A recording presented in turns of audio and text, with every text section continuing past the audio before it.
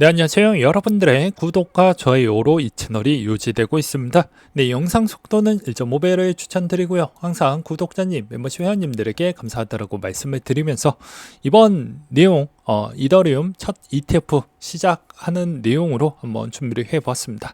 같이 한번 보도록 하시죠.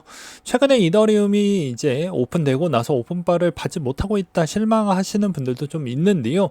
비트코인이 어땠습니까? 1월 달에 ETF 첫 시작하고 나서 바로 움직였나요? 그렇지는 않습니다. 이건 한국식 마인드라고 볼 수가 있는데요. 대부분 한국인들이 좀 빨리빨리 처리하는 그런 습성이 있다 보니까 다른 나라들도 마찬가지로 빨리빨리 처리가 되겠다라고 생각을 하겠지만요. 절대 그렇지가 않습니다. 해외는 생각보다 느립니다. 느리기 때문에 느린 움직임에 우리가 맞춰서 매매를 할 필요성이 있겠죠. 그러니까 이더리움도 마찬가지로 이제 막 오픈이 됐기 때문에 여기에서에 따른 기한점을 보게 된다고 하면 대략 한 달 정도가 좀 지난 다음부터 반영성이 나왔기 때문에 늦어져도 한 달에서 한 달 반 정도를 저는 좀 잡고 있는 실정입니다.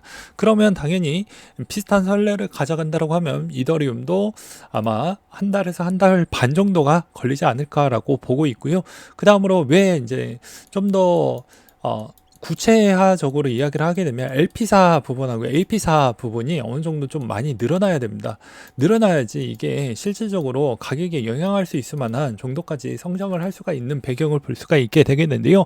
오픈하자마자 뭐 얼마나 많이 들어올 수가 있을까요? 그러니까 즉 시간이 좀 필요하다고 저는 생각을 합니다. 그리고 프로세스도 생각보다 더디고 느리기 때문에 이런 점도 좀 고려를 하면서 좀 볼 필요성은 있다라고 말씀을 드리고 싶었고요.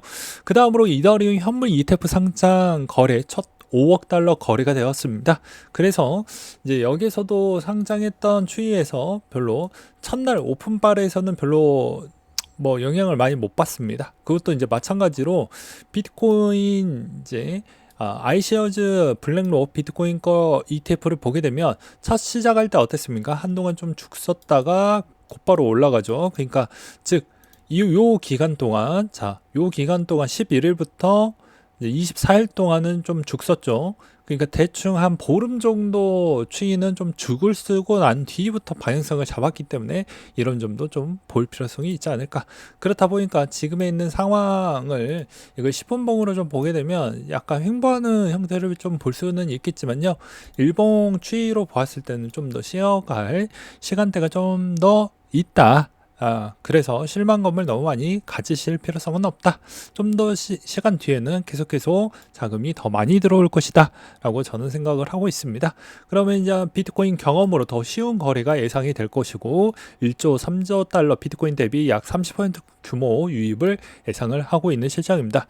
시티그룹도 마찬가지로 이제 아무래도 비트코인과 이더리움의 상관관계를 감안해서 유입량도 좀 높게 들어올 것 같다라는 기대감을 갖고 있는 실정입니다.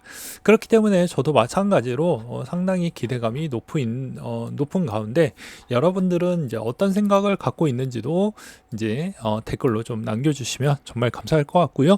그 다음에 이제 크라켄 거래소에서 이제 마운트콕스 물량의 채권자들이 배포한 뒤에 OTC를 공고한다라는 내용이 나와주기도 했었고 마운트콕스 물량은 비트 스탬프로 계속해서 입금이 되어가고 있는 실정을 볼 수가 있습니다. 이런 상황이다 보니까 아무래도 대부분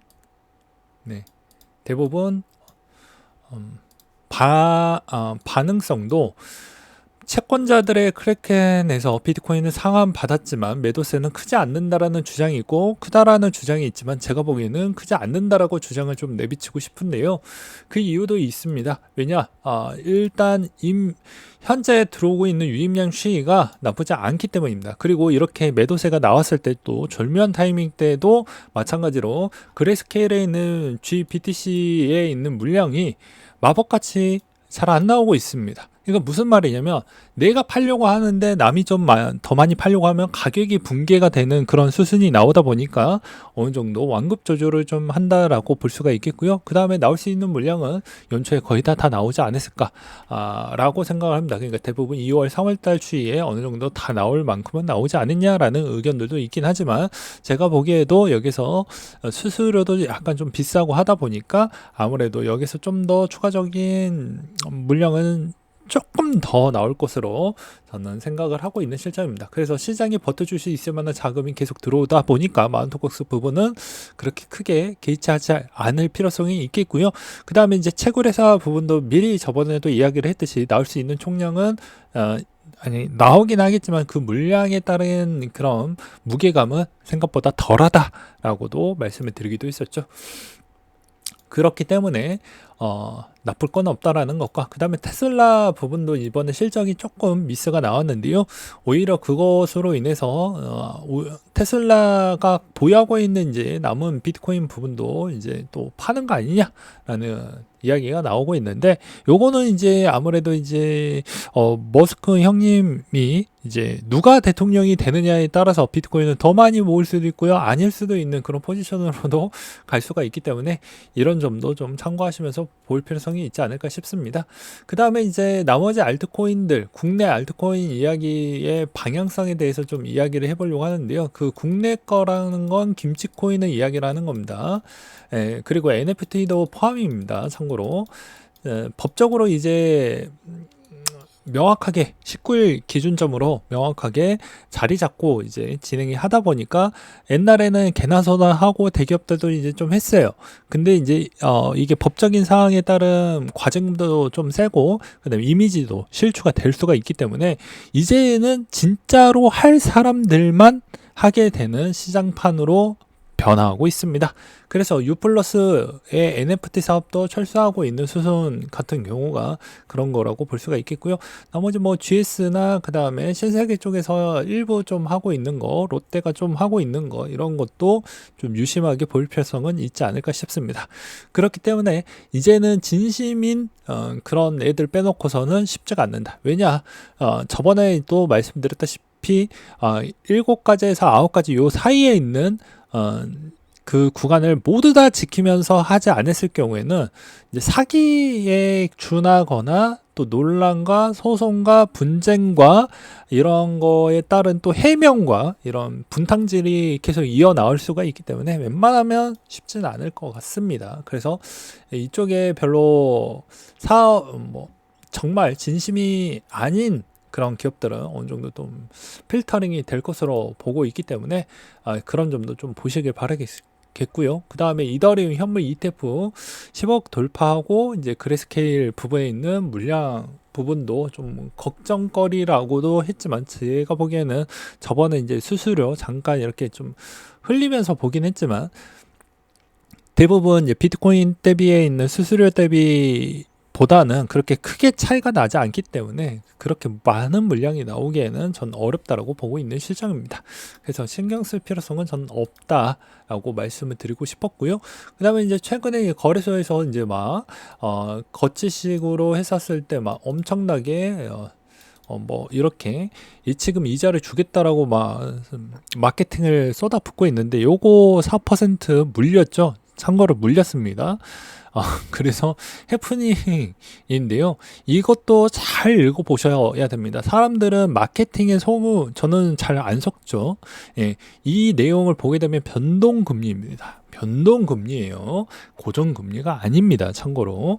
그렇기 때문에 이런 거에 절대 속아 넘어가시면 안 됩니다. 그러니까 너무 달콤한 쪽에 이렇게 뭐 이렇게 누군가 나한테 손을 좀 뻗는다라고 하면 그건 썩은 겁니다. 썩은 거. 절대 그런 건 하지 않는 게 맞겠죠. 그렇기 때문에 이런 형태의 좀 놀아나지 않으시길 바라겠고요. 최근에 이제 비트코인 동향을 좀 본다라고 하면, 저번에도 이제 말씀드렸다시피 이 구간 추이를 쉽게 돌파가 빨리 안 나오고, 만약에 오늘 이번 주 주중이 이제 이게 주봉인데 여기에서 어느 정도 마무리가 된다, 한 요 정도 캔들 정도에서 마무리가 된다라고 하면 여기서 약간 지지부진하면서 상단 터치하는 그런 형태가 나올 확률이 매우 높을 것 같습니다. 무슨 말이냐? 아마도 이런 죄송합니다. 아무래도 이제 비슷한 추이가 명확하게 딱 보여지진 않는데, 정말 비슷한 추이라고 한다라고 하면요, 아무래도 돌파가 안 나왔었을 때가 언제니? 잘 보이지는 않는데, 대략 이런 모습이 나올 확률이 좀 높지 않을까라고 저는 생각을 하고 있습니다. 만약에 여기 때 돌파를 못한다고 해도 추후에 이런 돌파 형태에 있어서 장기간 기간이 좀 소요되는 패턴으로 나올 확률이 전 높다라고 보고 있는 실정입니다. 그래서 여기도 마찬가지로 이 구간대에서 못해도 한 이제 이번 주 지나고 나서 여기서 빨리 돌파를 못했을 경우에는 방향성 안 잡고 좀 더 시간이 끌면서 갈 확률이 매우 높고요. 시간이 끈다라는 의미는 여러분들 이제 나머지 알트코인한테는 좀 더 좋은 형태가 나올 수 있겠죠. 뭐 도미넌스 변환점으로 인해서 방에서 빨리 안 나오니까 알트코인 쪽으로도 자금이 좀 갈 수가 있기 때문에 그런 걸 보면서 대응을 해보시는 전략도 나쁘지 않을 것 같습니다. 아무튼 이런 패턴이 나오게 되면 결국에 좀 시간은 걸리겠지만 상단 터치 한번 나오고 나서 방에서 한번 더 잡는 형태로 나오는 볼린저 밴드의 주관적인 설명을 좀 드렸고요. 이상으로 마치도록 하겠습니다.